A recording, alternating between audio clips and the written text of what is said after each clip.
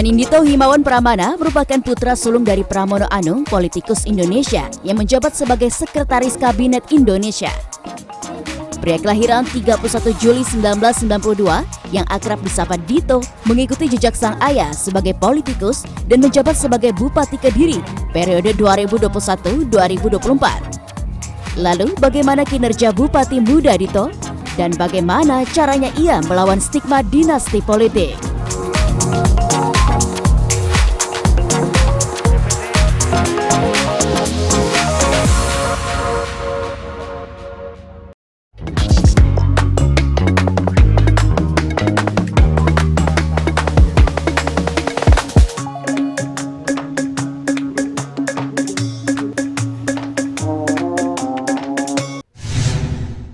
Sudah kurang lebih 3 tahun ya Mas sebagai Bupati. Program apa yang sudah terrealisasi Mas?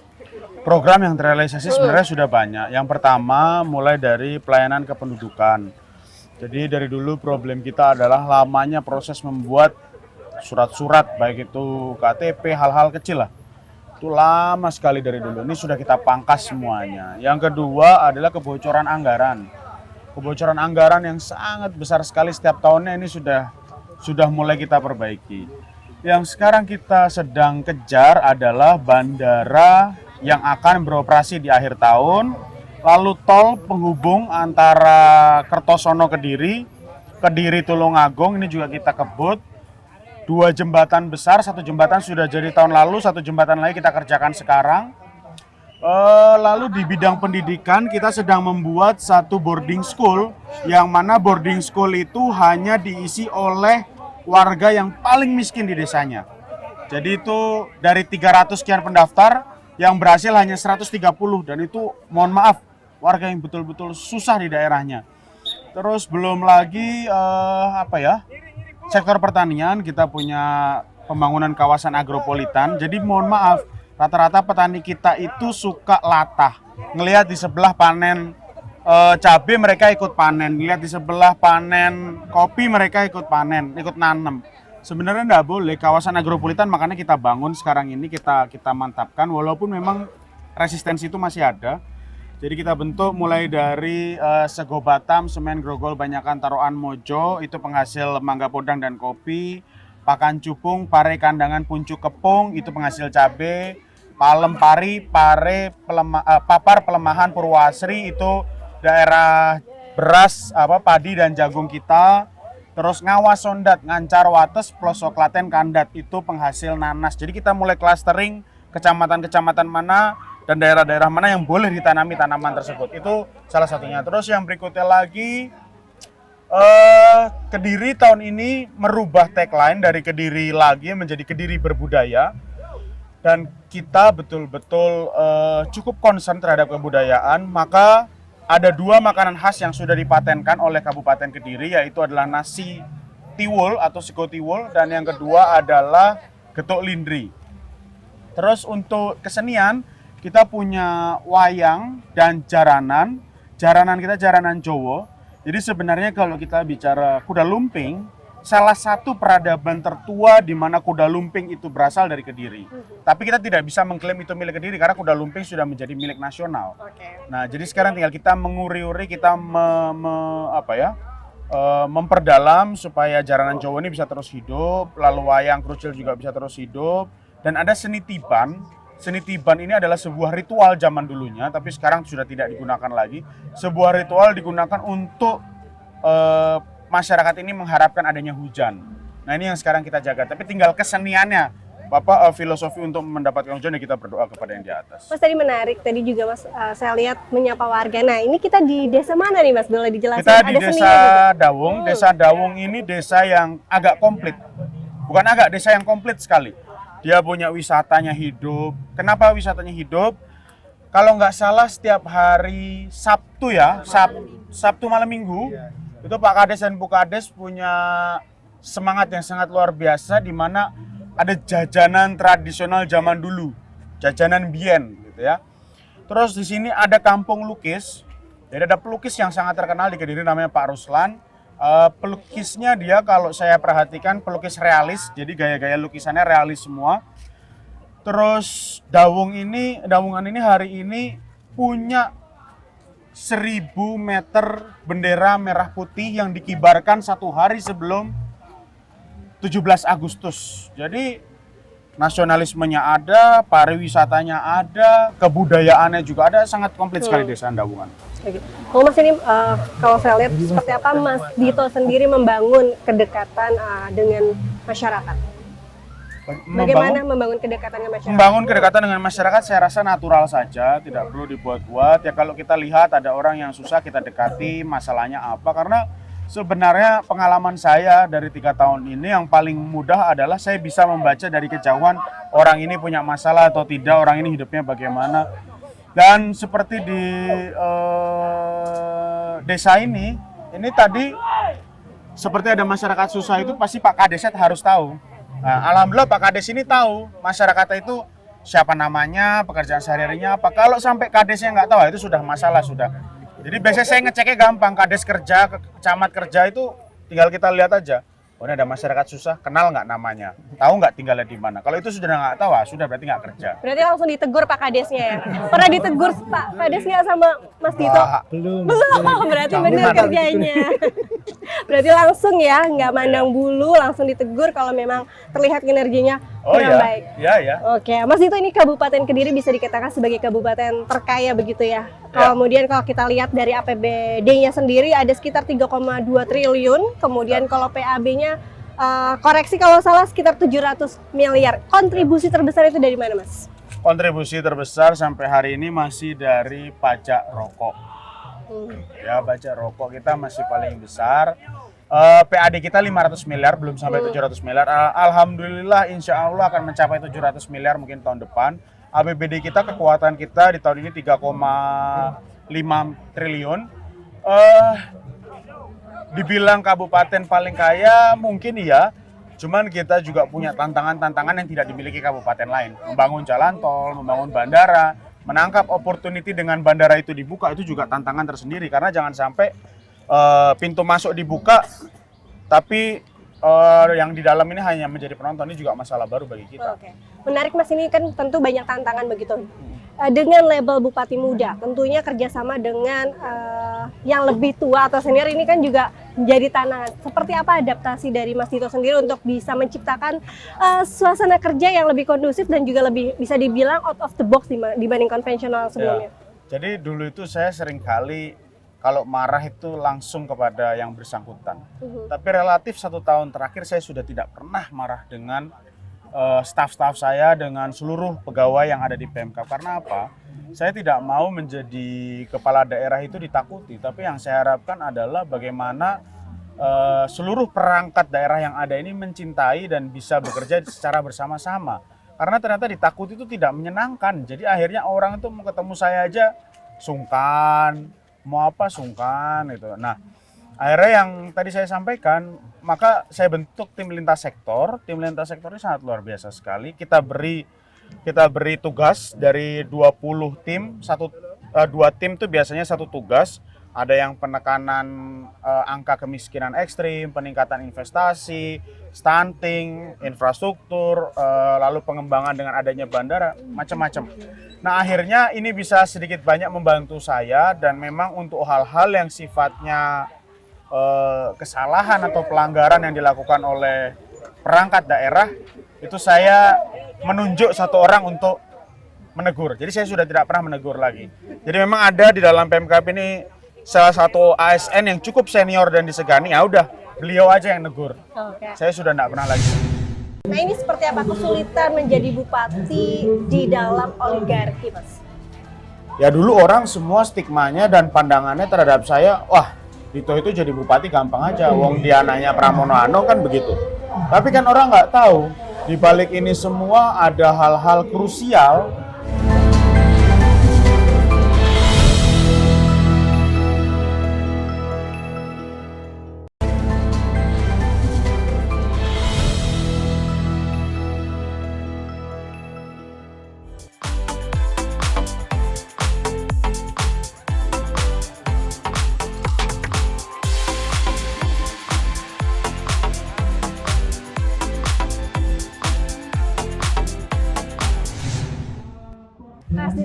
Kita nih di mana nih Mas Dito? Ini di Ringin Rejo. Udah jadi bupati ini masih ngopi-ngopi gini Mas ya? Oh, ini keseharian saya. Oke. Kalau ada acara ya begini. Kasih Mbak. Nah ini Matur kopi suwun, apa Bu. nih? Kopi apa Mas Dito nih? Ini kopi hitam biasa, nggak pakai gula yang penting. Kalau saya udah 3 tahun ini nggak pernah minum pakai gula. Ngurai manis-manis ya Mas Dito? Ya, biar ngerasain pahitnya terus aja lah. Jadi bupati banyak pahitnya atau manisnya Mas? Manisnya, banyak manisnya. Tapi kerja kerasnya banyak ya? Ya. Oke, Mas Dito ngomong-ngomong nih, Mas Dito kan sebagai bupati milenial, gimana awal terjun nih, awal untuk bisa terjun ke politik? Emang udah cita-cita ngeliat Bapak atau sebenarnya bukan cita-cita Mas Dito? Sebenarnya bukan cita-cita saya. Pada saat saya diminta maju menjadi seorang bupati itu saya enggak mau. Saya enggak mau. Pada saat itu ibu saya belum merestui. Jadi nggak ada bayangan sama sekali kalau saya ini akan jadi bupati. Sampai satu ketika setelah saya diminta itu 2-3 hari setelah saya diminta, saya didudukkan sama bapak saya dan ibu saya. Akhirnya ibu saya merestui. Dan ya itu seperti yang saya katakan tadi, sebenarnya apa yang kamu cari dalam hidup ini? Artinya kan hidup ini kan ada yang kita mencari materi, ada yang mencari kebahagiaan, ada. Akhirnya saya mikir di situ, apakah dengan saya dari kecil lahir sudah enak ini membuat saya harus harus membagi kebahagiaan yang saya rasakan dengan cara saya menjadi bupati. Tapi kok saya rasa kok naif banget kalau kayak gitu. Akhirnya saya minta istiqoroh, saya berangkat ke Kediri, 2 minggu saya di Kediri, saya keliling dan sebagainya. Ya melihat ibu-ibu ini, melihat masnya, melihat warga itu, ya itu tadi yang saya bilang, di saat kita punya kebijakan, kita dekat dengan masyarakat, itu tidak bisa dibeli dengan uang. Itu akhirnya, sudahlah saya tak maju jadi bupati gitu. Oh Mas Dito, ini pasti sosok Mas Dito tidak lepas dari bayang-bayang Bapak Pak Pramono Anung. Ya. Nah ini seperti apa kesulitan menjadi bupati di dalam oligarki Mas? Ya dulu orang semua stigmanya dan pandangannya terhadap saya, wah Dito itu jadi bupati gampang aja, wong dia anaknya Pramono Anung kan begitu.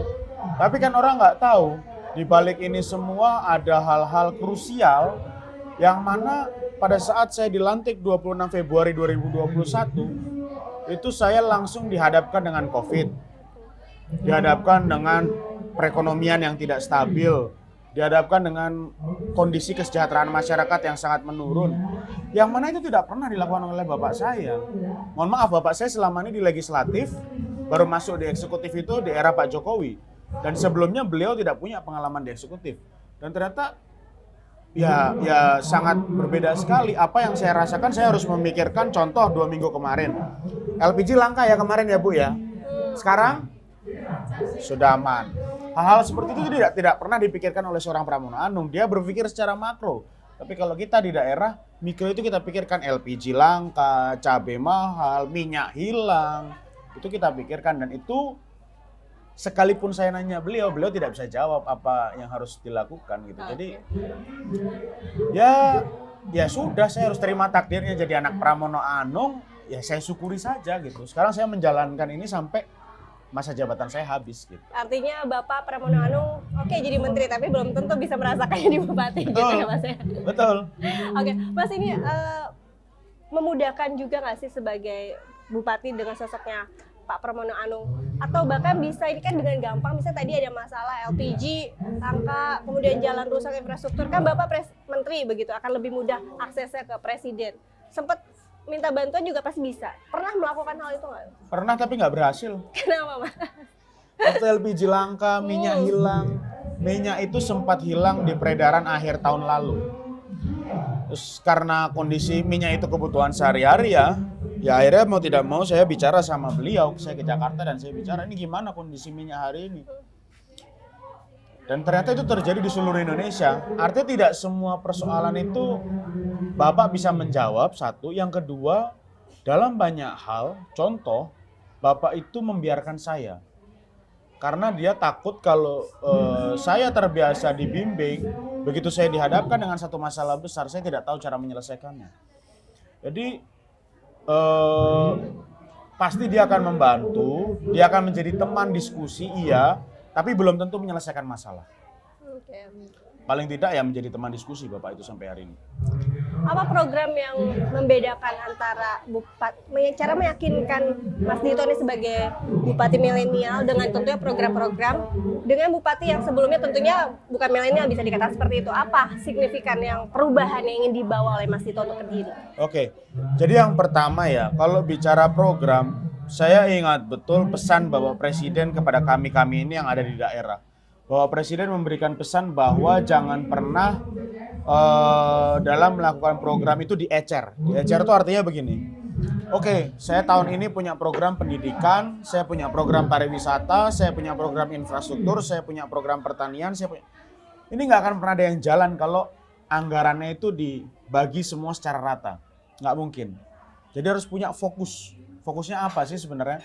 Nah, memang untuk tahun ini program yang paling menjadi fokus kita adalah infrastruktur. Kenapa? Karena kita mempunyai bandara akhir tahun. Kita harus ngebut infrastruktur kita karena kita mempunyai bandara akhir tahun. Yang kedua pertanian. Karena apa? 80% dari 100% masyarakat kita adalah petani. Dari 100% hamparan luas tanah Kabupaten Kediri, 30% itu pertanian. Nah, yang ketiga stunting. Kenapa soalnya stunting ini ada anomali, ada fenomena ya. Jadi setiap survei Kemenkes, angka stunting kita naik.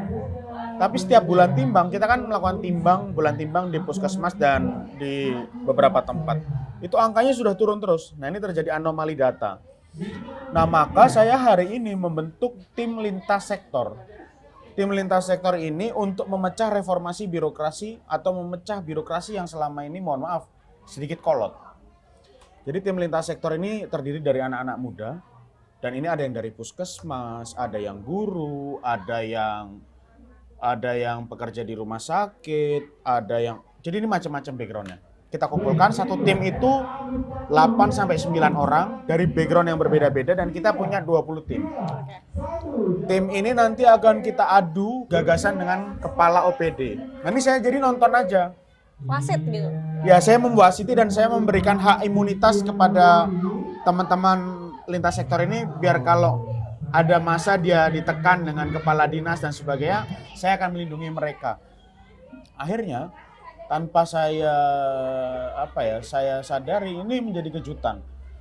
Banyak sekali langkah-langkah yang akhirnya diambil oleh pemerintah kabupaten hari ini berdasarkan keputusan dari tim lintas sektor itu, dan itu awalnya nggak mudah karena ya mohon maaf ya, kepala dinas itu kan jabatan yang mereka rata-rata sudah usia 50 ke atas, bahkan 50 ke atas lah rata-rata. Tim lintas sektor ini usianya hanya 20-25 tahun. Jadi masih muda-muda sekali. Nah, ini mereka yang biasa kita ajak diskusi. Kemarin kita baru diskusi stunting, peningkatan investasi, sama menekan kemiskinan ekstrim. Menarik. Mas Dito, ini sekalian nanti boleh ya sambil ngecek ya, kita bahas lebih lanjut. Soalnya tadi menarik mengenai infrastruktur, kemudian yang lain-lain. Kita bahas sambil melihat langsung ke warga. Boleh. Ini kayaknya kopinya sudah menunggu kita untuk segera diminum nih. Ini asli Kediri, Mas? Iya. Asli. Jadi sambil kalau pusing minum kopi balik lagi ya, ngopi Mas. Benar. Vespa ini dulu kenapa sekarang saya ini sampai saya kerudungin, karena Vespa ini saya nggak bisa beli dulu. Jadi walaupun banyak orang melihat saya ini, nggak mungkin lah Dito itu nggak bisa beli dan sebagainya, itu pasti melihat itu karena satu sisi memang orang melihat saya sebagai anak siapa gitu. Tapi sebenarnya orang tua saya mengajarkan saya dengan sangat keras.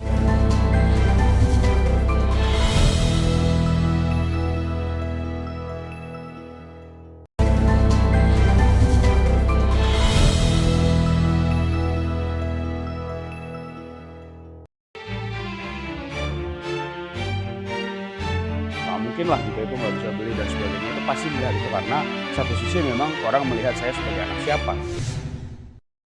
Mas Dito, ini di tengah kesibukannya, ini kan masih milenial ya, masih muda, hobinya apa sih Mas? Hobi saya sehari-hari Vespa, badminton, udah itu aja sih. Oke, ngomongin Vespa ini kayak saya salfok nih sama yang warna merah. Kita boleh lihat ya Mas? Boleh. Nah, ini bisa diceritain nih Mas, tadi kan bilang hobinya Vespa. Nah, ngapain aja Mas biasanya kalau Vespaan? Jadi Vespa itu Saya tahun 2007 masuk SMA, selesai 2010. Di era itu kendaraan sehari-hari saya tuh Vespa. Nah, mohon maaf ya, pada saat itu orang kan kalau sekolah di Jakarta itu orang pada naik motor, pada naik mobil dan sebagainya. Tapi saya ingat betul pada saat itu ibu saya memberikan budget itu tidak cukup banyak dan hanya bisa beli Vespa pada saat itu. Nah, akhirnya Vespa ini dulu saya Sejarahnya apa nih Mas? Vespa ini dulu saya kenapa sekarang saya ini sampai saya kerudungin karena Vespa ini saya nggak bisa beli dulu. Jadi walaupun banyak orang melihat saya ini nggak mungkin lah Dito itu nggak bisa beli dan sebagainya, itu pasti melihat itu karena satu sisi memang orang melihat saya sebagai anak siapa gitu.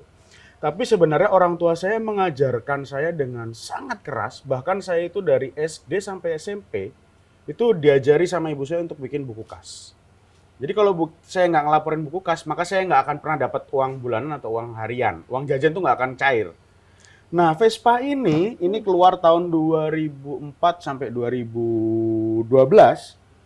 Itu saya kepengen banget tapi nggak bisa beli. Akhirnya saya baru bisa beli setelah tahun 2017-an lah.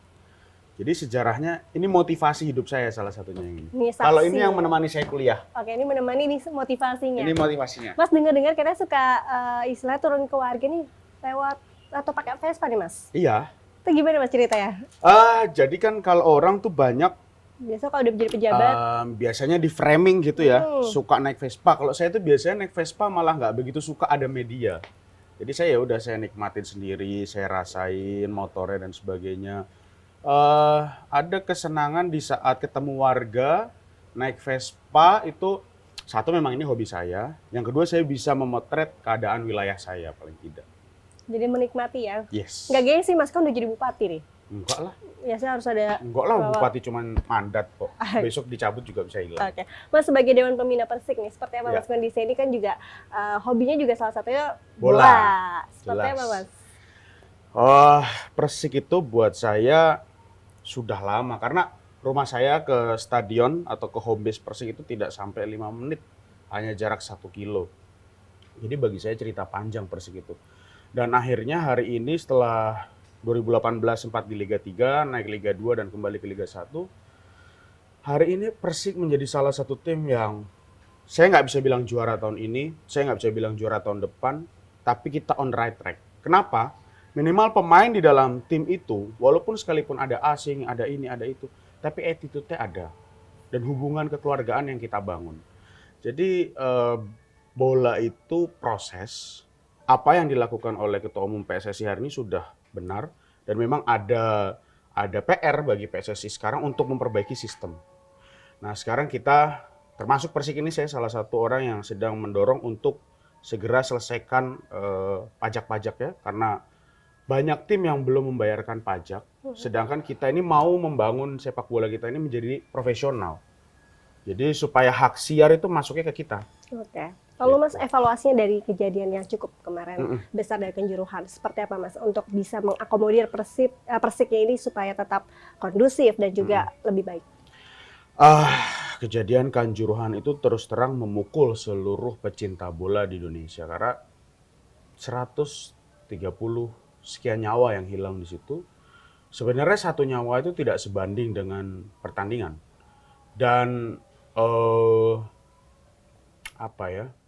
hari ini setiap pertandingan itu pasti ada supporter lawan. Selama tim itu tim besar. Contoh.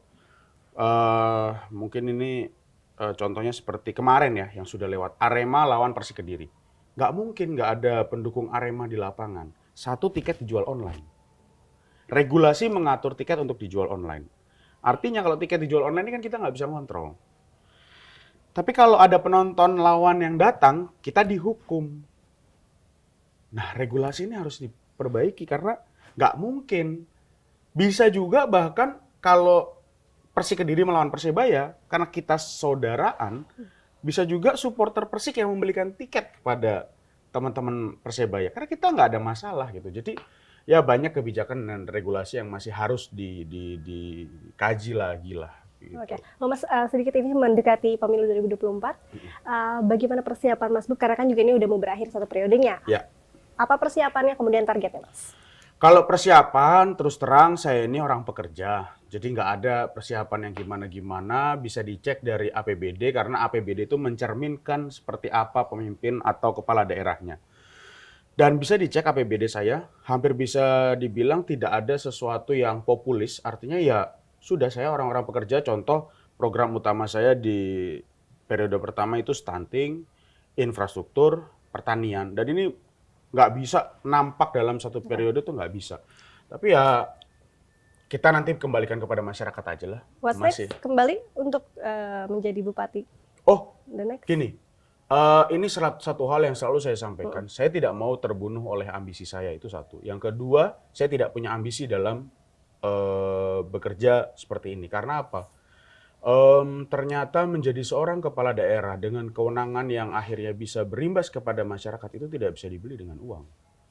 Karena dasarnya saya pada saat mau maju dulu, saya ingat betul pesan orang tua saya, apa yang kurang dari hidupmu? Kamu mau cari apa lagi? Oh iya, akhirnya setelah itu saya sadar bahwa nextnya saya akan tetap di Kediri, setelah itu saya nggak tahu.